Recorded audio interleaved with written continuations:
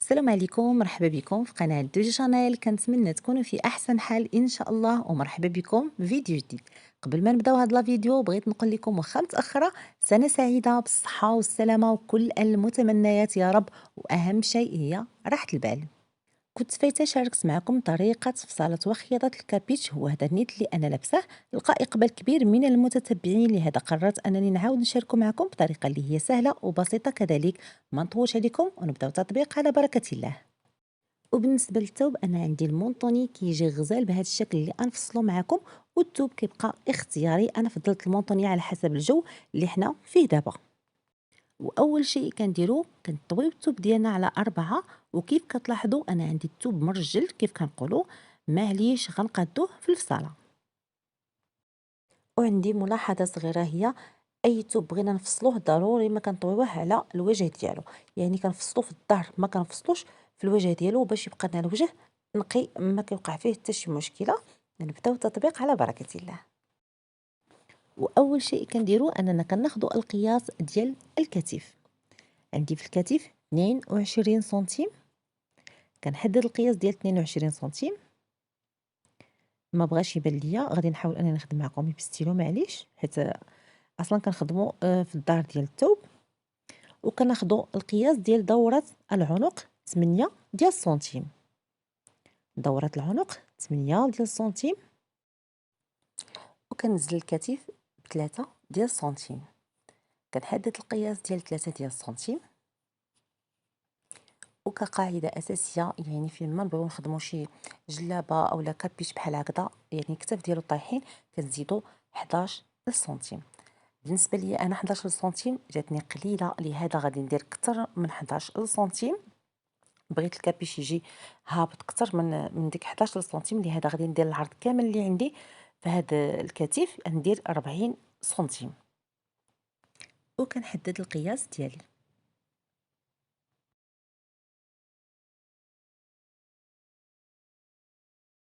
وبالنسبه للتركيز، قبل ما ناخذوا التركيز غادي نشوفوا دوره العنق. كنزلوا بزوج ديال السنتيم، كنزلوا بزوج ديال السنتيم، وكنقوروا بهذه الطريقه هذه.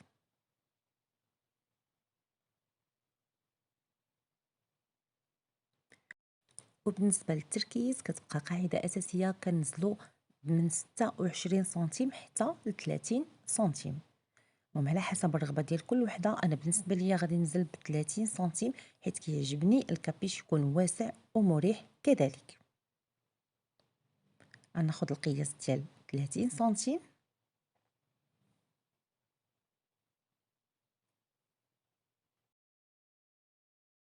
وبالنسبه للقياس ديال ربع الصدر، كيف كنعرفوا على الكابيش انه شحال ما كان واسع شحال ما كيجي زوين في اللبسه، لهذا انا غادي ندير 33 سنتيم. غنحدد القياس ديال 33 سنتيم.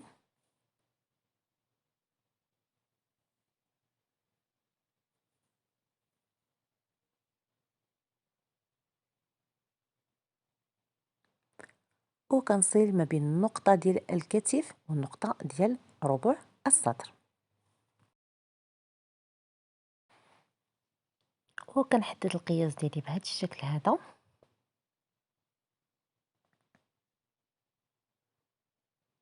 وهكذا نكونوا تحصلنا على دورة العنق والكتف وكذلك التركيز وربع الصدر. وبالنسبه للطول تيبقى الطول اختياري على حسب الرغبه، كاين اللي كتبغي طويل وكاين اللي كتبغي قصير. بالنسبه ليا انا غادي ندير في الطول ديالي 75 سنتيم، يعني 75 سنتيم يعني كافياني زائد لابوند اللي غادي نديرو، يعني غيجي الطول مناسب. كنحدد القياس ديال 75 سنتيم.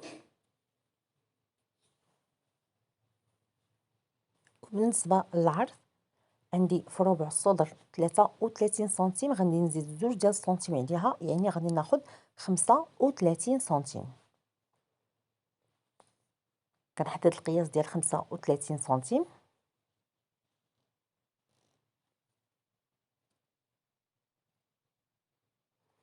وتنصيل ما بين النقطه ديال الكتف ديال ربع الصدر عفوا والنقطه ديال الطول ديالنا.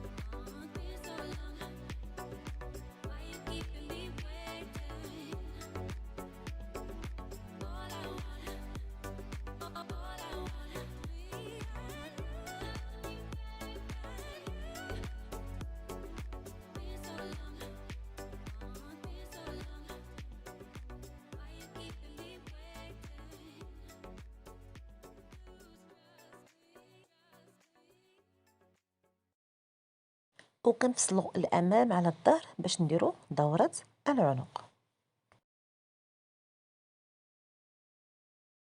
وكنزلوا بدورة العنق كنزلوا تقريبا من 12 سنتيم حتى ل 15 سنتيم على حسب الرغبة. كاين اللي كيبغي الطوق يكون مجموع وكاين اللي كيبغيه يكون واسع. انا غنكتفي ب 12 سنتيم. غنحدد القياس ديال 12 سنتيم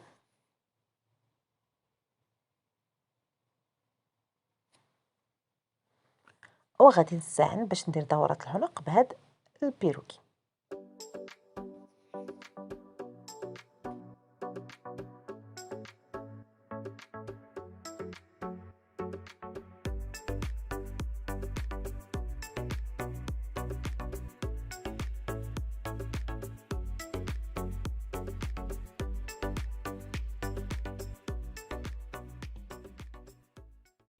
وهكذا نكونوا تحصلنا على دورة العنق. ندوزو نشوفوا طريقة فصلة الكمام.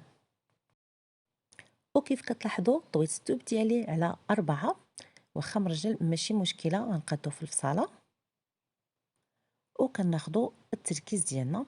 عندي في التركيز 30 سنتيم، غنحدد القياس ديالي اللي هو 30 سنتيم،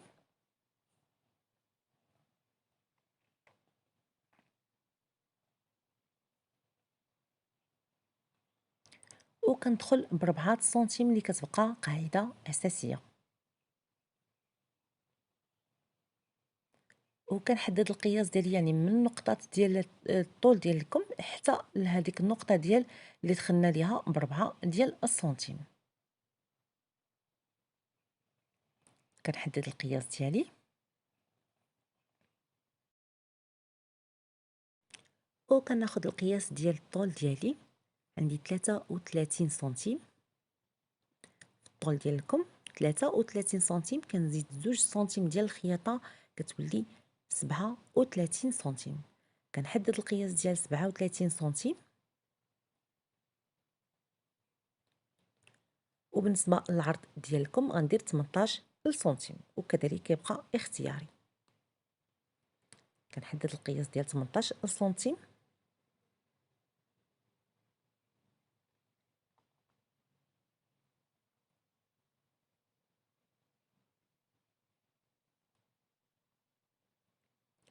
وكنصير ما بين النقطه ديال التركيز والنقطه ديال دوره الاكمام.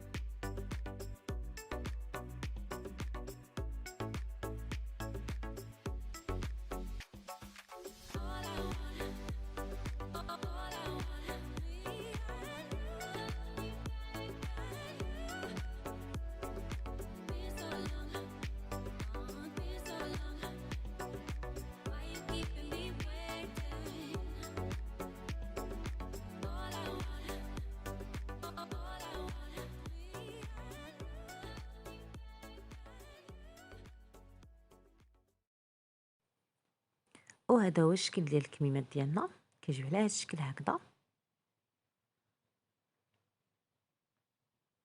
وفي الدوره ديال الامام كنديروا ديك الباندا اللي غادي تجمع لينا الكميمات. ندوزو نشوفوا طريقه فصل الباندا. وبالنسبه للباندا بحال هذا الشكل هذا ضروري ما نفصلوها على الجهه اللي كتمدد بهذا الشكل هذا، يعني كيكون هو الطول ديالها والعرض كيكون ما كيتمددش.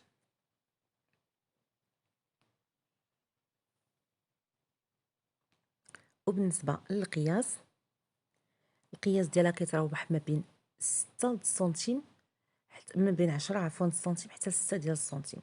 يعني انا غادي ندير 12 سنتيم في العرض ديالها، يعني من نتنيها غادي تعطيني 6 ديال السنتيم.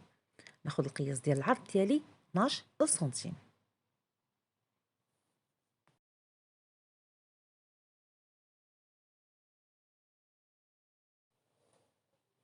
كنعتذر وقفات ليا الكاميرا وما انتبهت شيء. المهم غادي نعاود معكم هاد الباندا باختصار.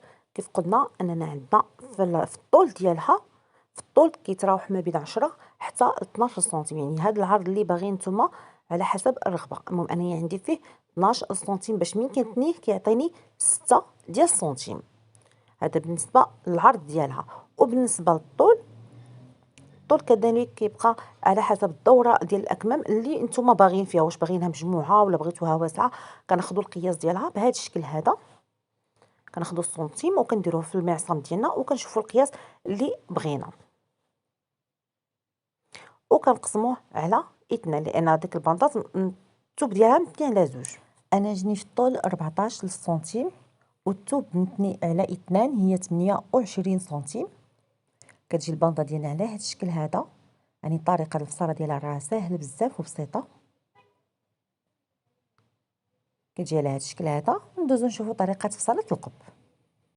وبالنسبه لفصاله القب كناخذوا القطعه ديال الثوب وكنتنيوها على الظهر ديالها. ضروري ما كنفصلوا على الظهر ديال اي ثوب بغينا نخيطوه، كنقادوه بهذا الشكل هذا.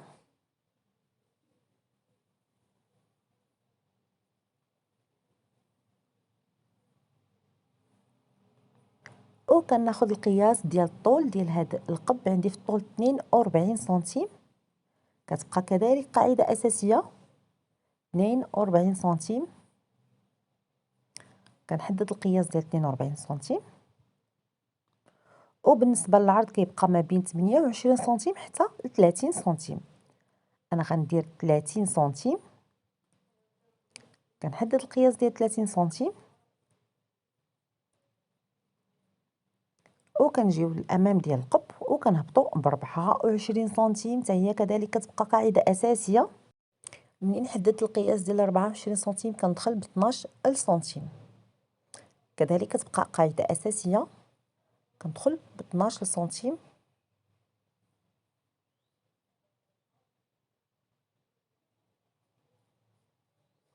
وكنصل ما بين النقطه ديال 12 سنتيم والنقطه ديال الطول،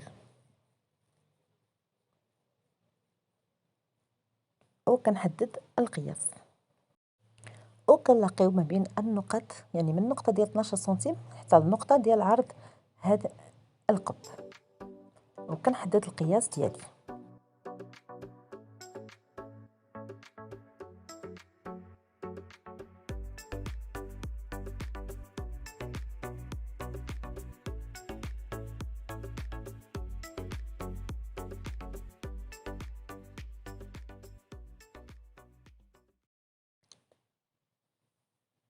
وكندخلو ب10 ديال السنتيم، وكذلك في الجهه المقابله 10 ديال السنتيم، باش كنتحصلوا على الشكل ديال الكابيتشو.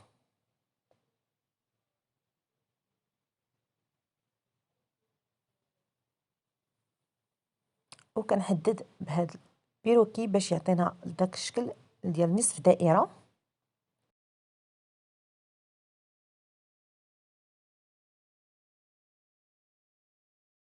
كنعتذر مشى ليا التصوير المره الثانيه. بالنسبه لدوره العنق كيف كتلاحظوا انا ديجا خدمته، ولكن توقفات ليا الكاميرا على التصوير. المهم البنات كندخلوا في الجزء السفلي ب8 ديال السنتيم وكندخلوا من الداخل بسنتيم واحد، وفي الجهه العلويه كنخرجوا بسنتيم واحد، وكنفصلوا بهذا الشكل هذا. وهكذا نكونوا تحصلنا على هاد القبيه ديالنا. ان شاء الله غادي نولي ننزل لكم فيديو فيه غير طريقه شرح هذه القبيه بطريقه اللي هي سهله وبسيطه. كذلك ندوزو دابا نشوفوا طريقه فصل الجياب. كناخذوا قطعه ديال الثوب وكنتنيوها بهذا الشكل هكذا. هاد الجهه اللي هي مغلقه هي اللي غيكون عندنا فيها الطول ديال هذا الجيب. وكناخذوا الطول اللي هو 25 سنتيم، يعني الطول ديالو 25 سنتيم راه كيجي هو هذا كيجي مناسب تماما. وكندخلوا ب 14 سنتيم، كنحدد القياس ديالي 14 سنتيم، يعني الطول 25 سنتيم والعرض 14 سنتيم. كنحدد القياس ديالي.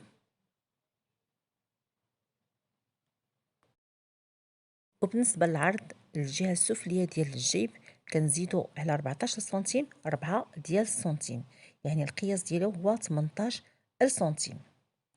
كنحدد القياس ديال 18 سنتيم،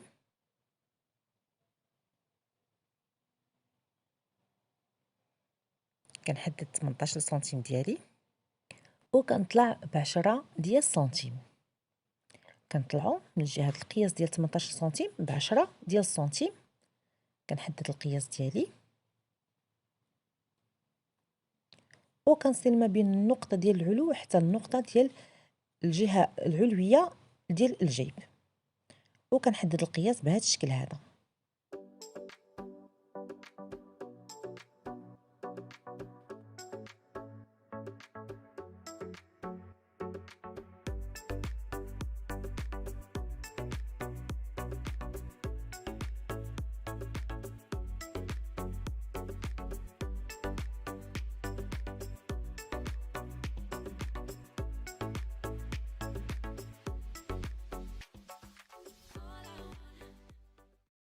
وهذا هو الشكل النهائي ديال هذا الجيب هذا. وبالنسبه لهاد لابوند اللي غادي نديرها في الاسفل ديال هذا الكابيتش، بالنسبه للعرض ديالها درت فيها 6 ديال السنتيم، ممكن توصلوا حتى 8 ديال السنتيم. المهم انا 6 سنتيم جاتني مناسبه جدا. وبالنسبه للطول راه نفس الطول اللي عندي في العرض ديال هذا الكابيتش. وصلنا لنهاية ديال هذا الفيديو. شفنا في هذا الجزء هذا طريقة الفصلة. الجزء الثاني ان شاء الله غنشوفوا طريقة الخياطة وكذلك الشكل النهائي. كنتمنى نكون كنفيدكم. ما تنساونيش بالتعاليق الجميلة ديالكم وباللايكات ديالكم كذلك. الى فيديو مقبل ان شاء الله ونقول لكم السلام عليكم.